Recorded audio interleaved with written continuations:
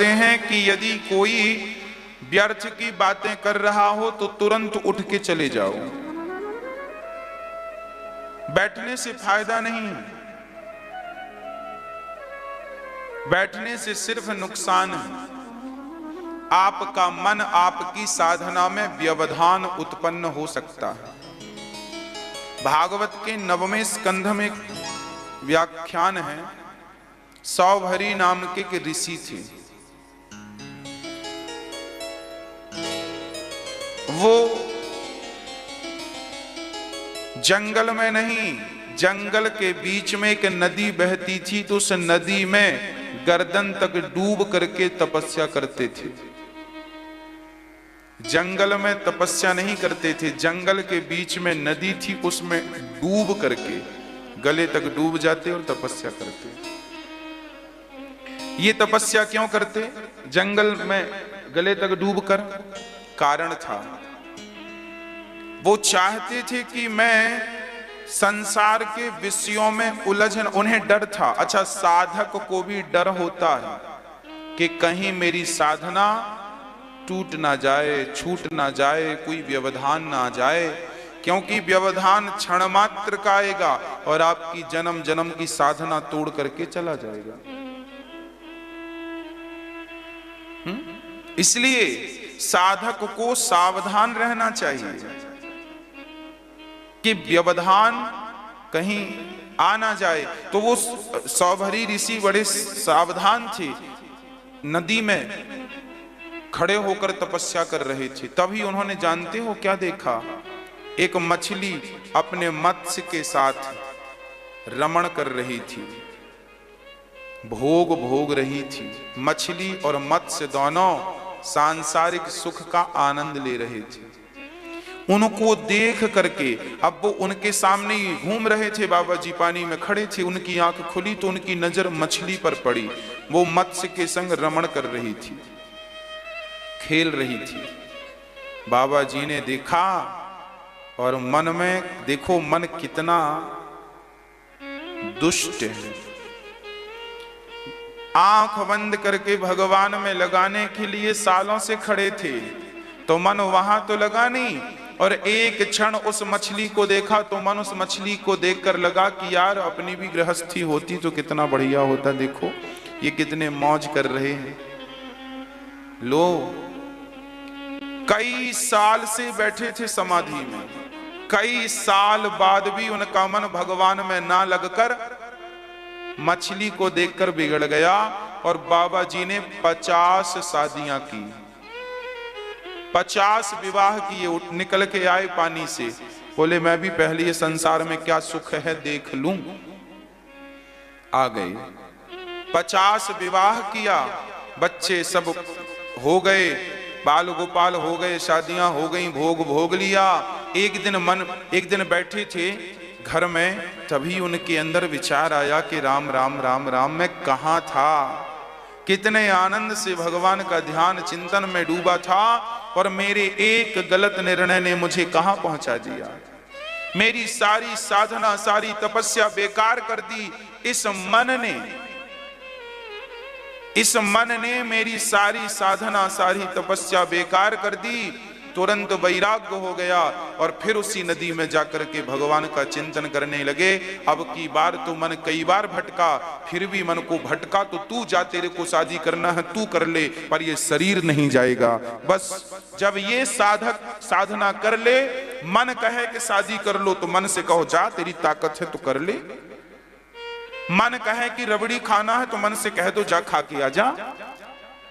अरे मन भी तब काम करता है जब शरीर उसके संग चले, पर आपने शरीर पर कंट्रोल कर लिया तो मन की औकात नहीं है कि वो कुछ परेशान करे आपको। परेशान तो सबको करता है, पर मन को साधना पड़ता है, यही तो साधना है। बड़े बड़े साधु संत क्या कर रहे हैं जंगल में? साधना ही तो कर रहे हैं, मन को ही तो साध रहे हैं। और ये साधना यदि हम में आ गई, हमने अपने मन को साध लिया, तो फिर बस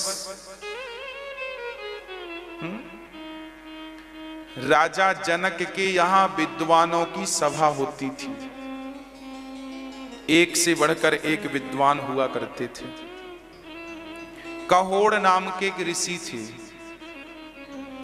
वो शास्त्रार्थ करने गए थे जनक के दरबार में, और जनक के यहां जो बंदी थे उन्होंने पराजित कर दिया था कहोड़ को, शास्त्रार्थ में पराजित कर दिया। तो जिसे वो पराजित कर देते थे उसे बंदी बना के डाल देते थे। कुछ लोग ये कहते हैं कि पानी में डुबा देते थे, चलो बंदी बना के डाल देते थे। अष्टावक्र जी की उम्र केवल 8 से 10 वर्ष की थी। 8 जगह से टेढ़े थे, टेढ़े टेढ़े टेढ़े। राजा जनक के सभा में चल पड़े। हाँ, जब जनक के सभा में पहुंचे तो द्वारपालों ने रोक दिया, ए बालक चल बाहर, तुम्हारी उम्र अभी विद्वानों के बीच में बैठने की नहीं है। तब अष्टावक्र जी ने कहा, अरे द्वारपालो, ये तो बताओ कि क्या विद्वानों के बीच में बैठने के लिए उम्र ही चाहिए कि विद्वत्ता चाहिए? यदि उम्र चाहिए तो गांव के बहुत सारे इनकी उम्र के हैं, बिठा लो बाजू में। भी उम्र में प्रखर हो सकती है, कभी भी व्यक्ति विद्वान हो सकता है, कभी भी उसे आत्मबोध हो सकता है, कभी भी परमात्मा का साक्षात। ध्रुव जी को 5 साल की उम्र में साक्षात्कार हो गया, प्रहलाद जी को 5 वर्ष की उम्र में साक्षात्कार हो गया। जरूरी तो नहीं है कि भगवान की प्राप्ति के लिए, ज्ञानी बनने के लिए 70 और 80 वर्ष की एज चाहिए। जब अष्टावक्र जी के ये दिव्य वचन सुने उन द्वारपालों ने तो अष्टावक्र को जाने दिया। और जैसे ही अष्टावक्र जी सभा में पहुंचे तो जनक की सभा में विद्वान बैठा करते थे। अष्टावक्र जी गए तो सारे सभासद, अष्टावक्र जी टेढ़े थे, जब चलते थे तो 8 जगह से लचक होती थी, तो सारे लोग उनकी चाल ढाल देख के हंसने लगे। खूब ताल दे दे के हंसते हैं सारे लोग, खूब हंसी उड़ाए, खूब हंसे। अष्टावक्र जी चुप रहे। जब सबने हंस लिया तब अष्टावक्र जी ने हंसना शुरू किया। खूब जोर जोर से अष्टावक्र जी हंसे। जनक जी अपनी सिंहासन से खड़े हो गए। जनक जी ने कहा, ब्राह्मण देवता, ये सारे लोग हंसे इसलिए कि आप 8 जगह से टेढ़े हैं, पर आप क्यों हंसे? इस हंसी का रहस्य क्या है? तब कहा अष्टावक्र जी ने, राजन, मैंने तो सुना था कि तुम्हारी सभा में विद्वान बैठा करते हैं। जनक ने कहा, हां, सारे विद्वान हैं। अष्टावक्र जी ने कहा, मैंने सुना था कि सारे तुम्हारी सभा में विद्वान लोग बैठते हैं, पर आज आंखों से देख लिया तुम्हारी सभा में सब के सब मोची हैं। मोची लोग बैठे हैं। ये सब मोची हैं, जूता सिलने वाले, ये सब यही चमड़े का काम करने वाले लोग बैठे तुम्हारी सभा में। अब तो सारे विद्वान हड़क गए, अरे हमें तो मोची कह दिया और चमड़ा वाला कह दिया और जूता सिलने वाला कह दिया और हमें अपमानित कर दिया, हम सब बड़े ज्ञानी पंडित हैं। जब सबको बुरा लगा तो अष्टावक्र जी ने पूछा, ये बताओ कि तुम हमें देखकर हंसे क्यों? इसलिए हंसे ना कि 8 जगह से टेढ़ा हूं, तो ये बताओ कि 8 जगह से टेढ़ा हूं, इसमें मेरी गलती है या मुझे बनाने वाले की गलती है? यदि हंसे हो तो मुझ पर हंसे हो या मुझे बनाने वाले पर हंसे हो? बताओ किस पर हंसे हो? 8 जगह से टेढ़ा मैं तो नहीं हो गया ना अपनी मर्जी से कि मैंने कुल्हाड़ी से काट लिया। यदि हंसे हो तो आप मुझ पर नहीं, मुझे बनाया किसने है? उसी ने जिसने तुम्हें बनाया। तो आज तुम हंस किस पर रहे हो? भगवान पर। और याद रखना, जिस चमड़ी से तुम बने हो उसी चमड़ी से 5 तत्व तुम्हारे भीतर हैं, तो 5 तत्व मेरे भीतर हैं, पृथ्वी, जलवायु, अग्नि, आकाश। जो रक्त लाल कलर का तुम्हारे भीतर बह रहा है वही रक्त लाल कलर का मेरे भीतर बह रहा है। बस ये बताओ कि तुम हंसे किस पर? सारे विद्वान चुप, कोई उत्तर नहीं। क्या उत्तर है इसका बताइए? किस पर हंसे, मुझ पर या मुझे बनाने वाले पर? किस पर हंसे? सारे विद्वान साइलेंट हो गए, कोई उत्तर नहीं। एक ही शब्द पर सारे विद्वानों को आत्मबोध करा दीजिए, मुझे परमात्मा का दर्शन करा दीजिए। तब राजा जनक से कहा, राजा जनक ने कहा कि मेरे एक प्रश्न का उत्तर दे दीजिए बस। अष्टावक्र जी ने कहा, बोलो तुम्हारा प्रश्न क्या है? तब अष्टावक्र जी से जनक जी ने एक ही प्रश्न पूछा था कि ये बताओ, भगवान का दर्शन, भगवान का साक्षात्कार कितने समय में हो सकता है? जब हम घोड़े पर चढ़ते हैं ना, तो वहां पांवदानी बनी होती है, उसमें एक पांव हम लोग डालते हैं। एक पांव आपने उसमें डाल दिया और दूसरा पांव उस तरफ ले जाने में जितना समय लगेगा, अर्थात घोड़सवार को घोड़े के ऊपर बैठने में जितना समय लगता है, मैं उतने समय में तुम्हें ब्रह्म का साक्षात्कार करा सकता हूं। ये अष्टावक्र जी ने जनक जी से कहा था। अब तो चक्कर में पड़ गए। बड़े बड़े विद्वान कहते हैं ध्यान लगाओ तो भगवान मिलेंगे, बड़े बड़े विद्वान कहते हैं तपस्या करो तो भगवान मिलेंगे, और अष्टावक्र जी कह रहे हैं कि घोड़सवार को घोड़े पे चढ़ने में समय कितना लगता है? हमें लगता है 30 सेकंड से भी कम समय।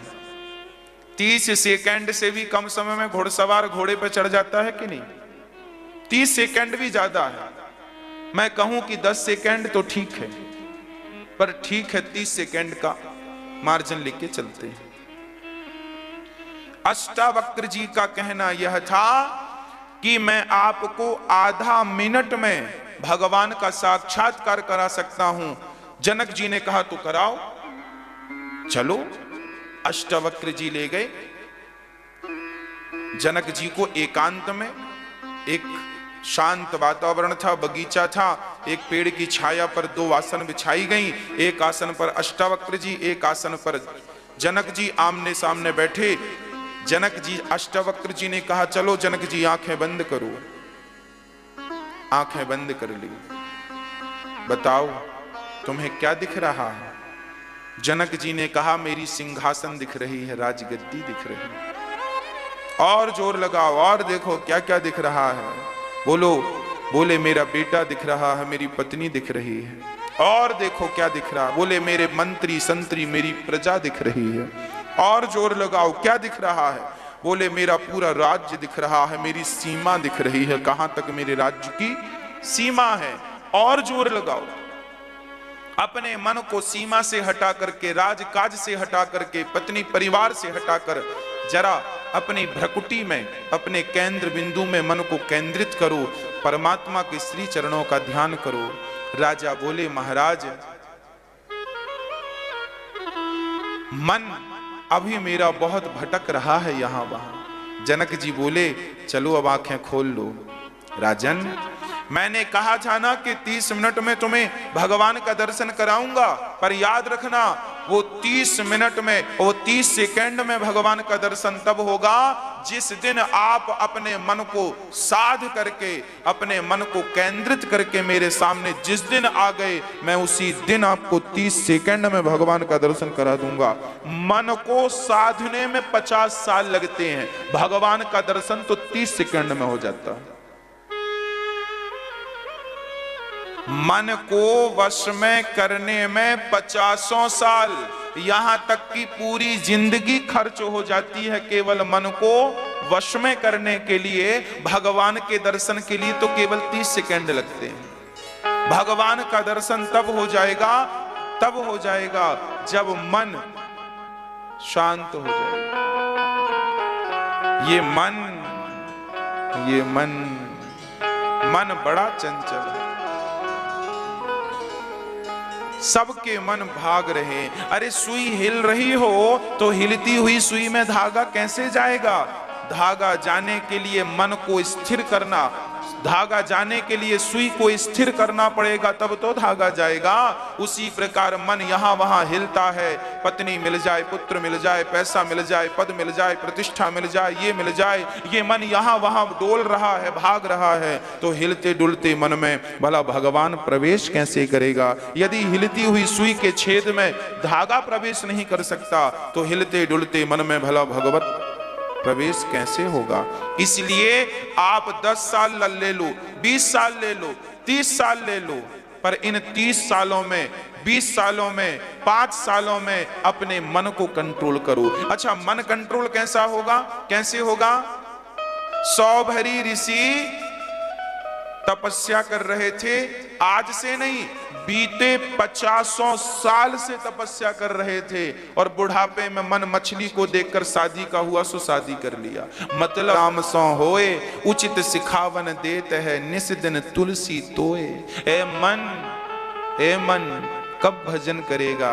कब भगवान के चरणों में लगेगा? जरा मन से तारीख पूछो, जरा मन ना लगे तो भी लगाओ, लगाओ, लगाओ। साधक को चाहिए कि वो मन साधना में लगाए, भगवत चिंतन में लगाए, भगवत भजन में लगाए। बिहारी जी के